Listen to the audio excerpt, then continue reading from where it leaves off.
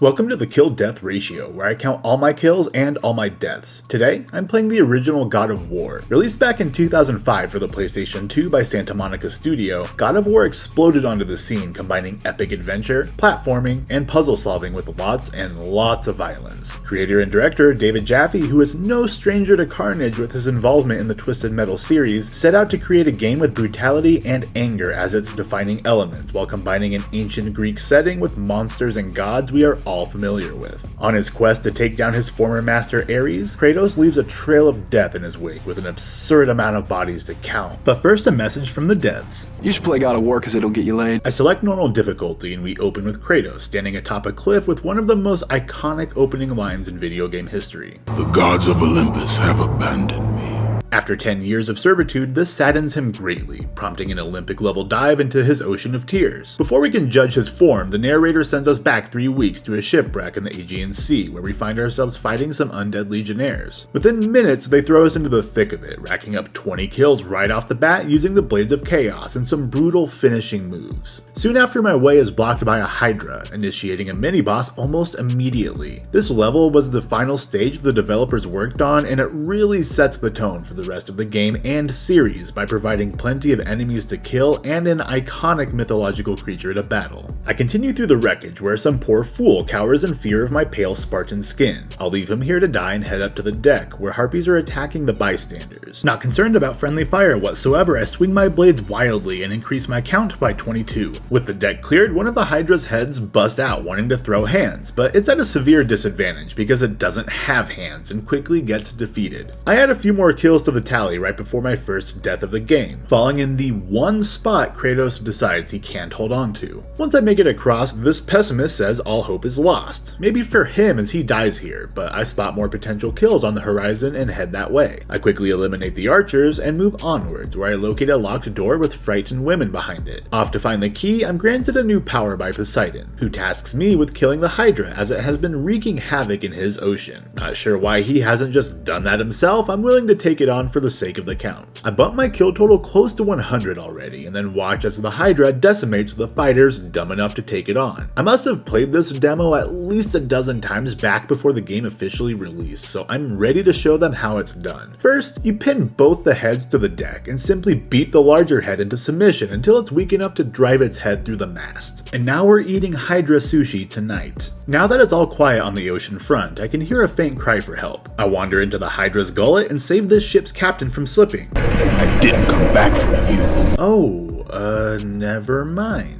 With the key in hand, I head back to the locked door, killing anything that gets in my way. But when I open the door, I find I'm too late. The Legionnaires have slaughtered everyone inside, giving Kratos flashbacks to a past that isn't quite clear to us yet. Later, he demands answers from Athena, claiming he has served them for 10 years, but she has one final task for him, to save Athens from her brother and the god of war Ares. Zeus has forbidden the gods from waging war on each other.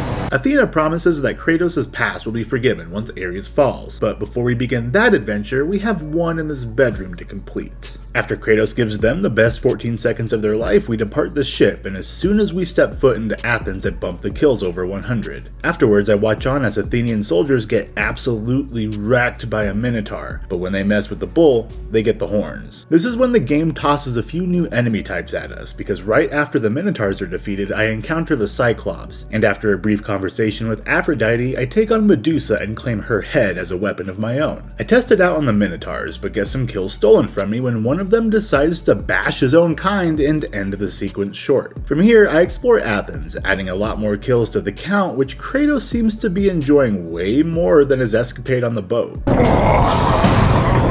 Eventually, the Oracle of Athens appears, offering assistance in killing Ares. Kratos, keep your hands to yourself. Up the stairs, we watch as Ares fee-fi-fo-fums around the battlefield, and feeling a little bloodlusty myself, I kill more of his minions along with, quite a few innocent bystanders. To be fair, they made the decision to run around me instead of just staying inside. After witnessing my kill count breach 200, this woman runs from me in fear and falls to her death, dropping a key I'll be able to use after several more kills, and my second death at the eyes of a Gorgon who froze me in mid-air, shattering me to pieces upon impact. Unlocking my way forward, I'm introduced to yet another member of Ares' army, the Wraiths, who can be annoying to fight but nonetheless serve to pad my stats above 300 as I continue my warpath through Athens while adding another 2 deaths. Eventually, Zeus grants me the power of his lightning bolt and teaches Kratos what humility looks like. I offer you the power of the greatest of all the gods. These god doors pop up throughout the game to assist Kratos in his journey. They may not look like much in today's standards, but back in 2005 these looked awesome and they took the developers months to animate. Using my newfound ability, I head outside and electrify the archers on the rooftop. Then I climb up, reading the area of even more monsters until I come across this coward unwilling to let Kratos across. No matter, as I make him ride the lightning before killing the Wraiths just beyond his location. Coming back to play these games after experiencing the Nordic ones is a trip. Kratos does not think twice about killing innocent people, hammering home the developer's intent on creating a character that is fueled primarily by his desire for revenge that nothing else matters to him. When David Jaffe approached the lead concept artist Charlie Wen, he gave him a handful of basic descriptions. The things I said to him, I said brutal, nasty, violent, antisocial, pissed off, angry, fuck you. That was my direction to Charlie. After several iterations, he sketched out the design we see today on some restaurant napkins. Kratos' attitude seems to have seeped into the atmosphere at Santa Monica's studio, as its 3-year development cycle saw people butting heads somewhat frequently. Prospect of beating the shit out of other workers has occasionally arisen. Kratos finally finds the Oracle of Athens, but she's quickly picked up and taken away by some harpies, leading me to follow her and continue my kill streak. I catch up to them, but before I can follow them inside, a gravedigger grabs my attention. He ominously claims to be digging the grave for Kratos and clearly knows who he is. While the game never explicitly says so, it suggests that the gravedigger is actually Zeus, which is later confirmed by God of War 3 director Stig Asmussen in the Unearthing the Legend documentary. After getting as far away from him as possible, I enter a room that spawns an infinite amount of harpies until you block their entryways. Fortunately for my kill count, I was too smooth-brained here to realize that right away, racking up 67 kills in this one room and adding another 23 to increase my count significantly. Once I spill enough blood, the harpies drop the Oracle, who catches herself on a rope, necessitating a timed section that sees me get to her just as time was about to expire. The Oracle thanks Kratos by peering into his soul, witnessing the violent acts he claims are for the glory of Sparta, but his wife gives him a dose of reality. The glory of Sparta. You did this for yourself. Then we land back into reality ourselves as the Oracle recoils at the things he's done and questions why the gods would choose him to save Athens. But despite her disgust, she tells us we can defeat Ares by locating Pandora's box in the eastern desert. To get there, I traverse through the sewers and exterminate the vermin calling it home and emerge where I saw Ares casually stomping around upon my arrival. I head to the right and enter the Desert of Lost Souls, where Athena confirms the existence of Pandora's box. But first, I need to find and kill the sirens in the desert because they'll lead me towards Pandora's temple. It's strapped to Zeus's father Kronos' back as part of Zeus's punishment for the Titans' war against the Olympians. That's less boring than being put in a retirement home, I suppose. I follow the sirens' shitty song, killing all 3 and any cronies they hang out with, bumping my kills over 500 and allowing me to exit the swirling sands into a structure housing some legionnaires. I blow the horn up top, which opens a path to a stairway with yet another horn, but it disappears as more sirens show up to screech at me. With those loud mouths shut, I blow the horn, summoning Kronos so I can climb him to Pandora's temple. According to the narrator, the climb took Kratos a full 3 days to complete, giving Ares plenty of time to stomp on more people.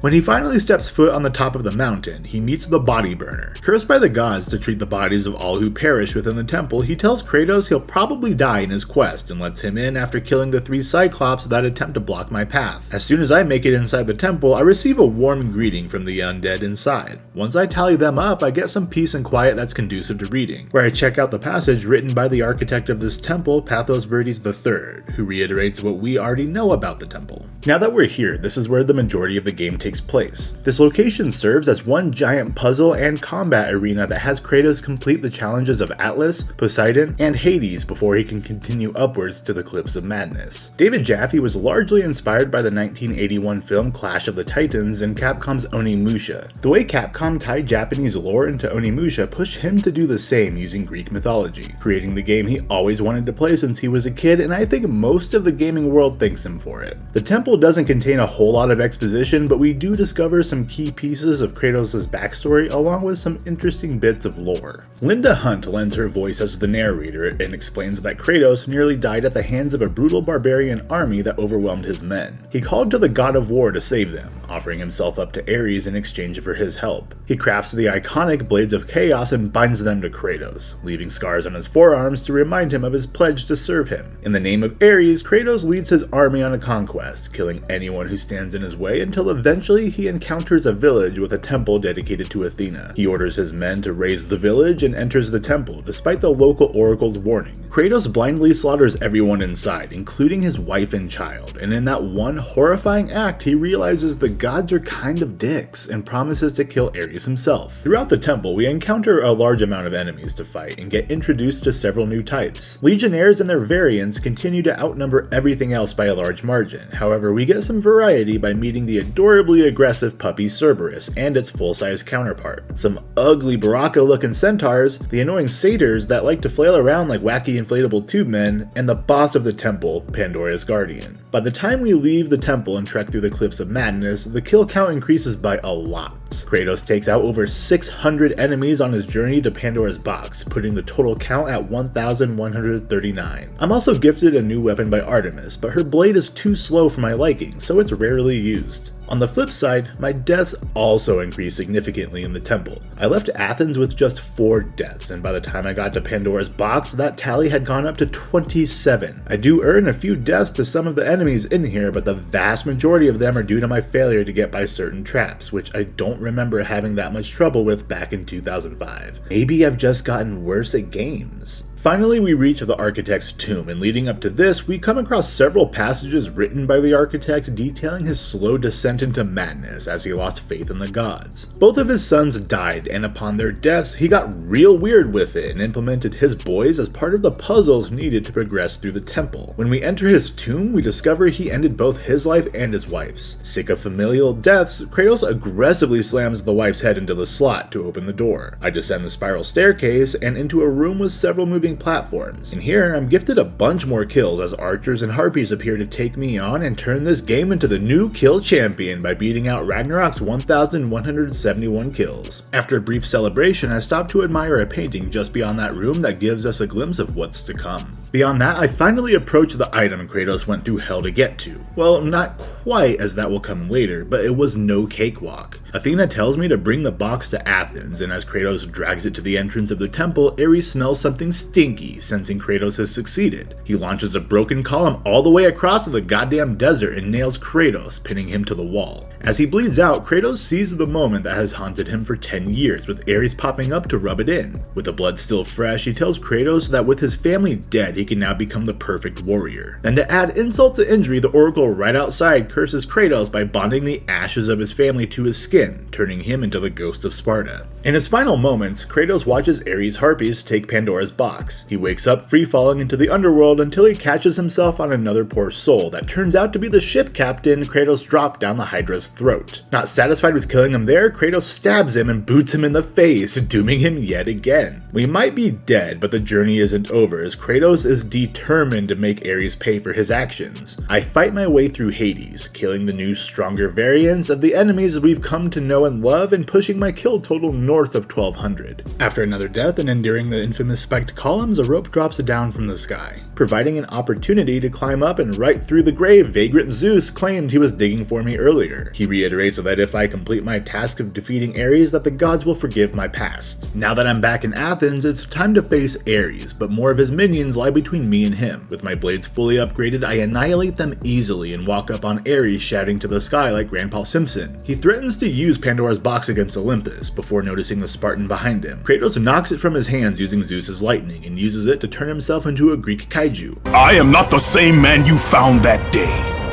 The monster you've created has returned to kill you.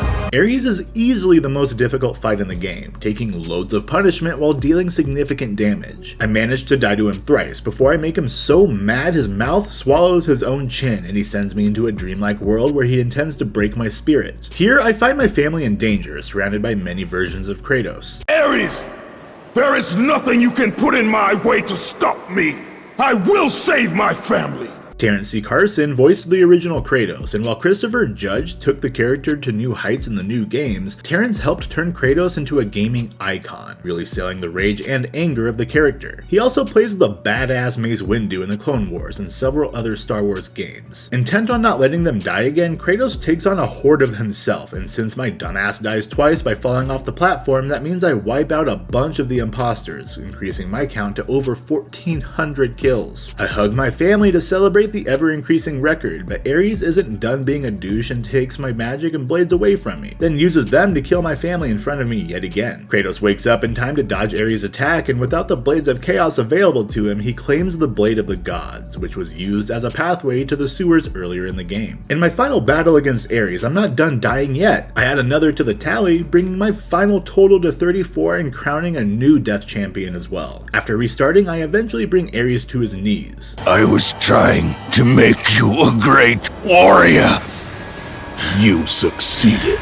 That one-liner would make Arnold Schwarzenegger proud, Kratos. You'll love to see it. Ares' blood aggressively leaves him, and then he explodes like a nuclear bomb, somehow not wiping out Athens as well. Now that his quest is complete, Kratos begs Athena to wipe his memory clean, but in typical godly fashion, she says they never promised to do that, and that they only promised to forgive his sins. Feeling defeated, Kratos wanders to the cliff tops where the game began. In mid-fall, Athena pulls him up to Mount Olympus with a gift. Ares' throne is now empty, leaving a vacancy that only Kratos can fill as the new God of War. As Kratos settles into his new role, we'll settle into checking the final numbers. I finished God of War with a new record of 1,440 kills. That's 269 kills more than Ragnarok's final count. While we have a new kill champion, we also have a new death champion, beating out the Callisto Protocol by 6. That gives me a total kill-death ratio of 42.35. I beat God of War in 7 hours and 44 minutes, which gives us an insane kill on average every 19 seconds and a death about every 13.5 minutes.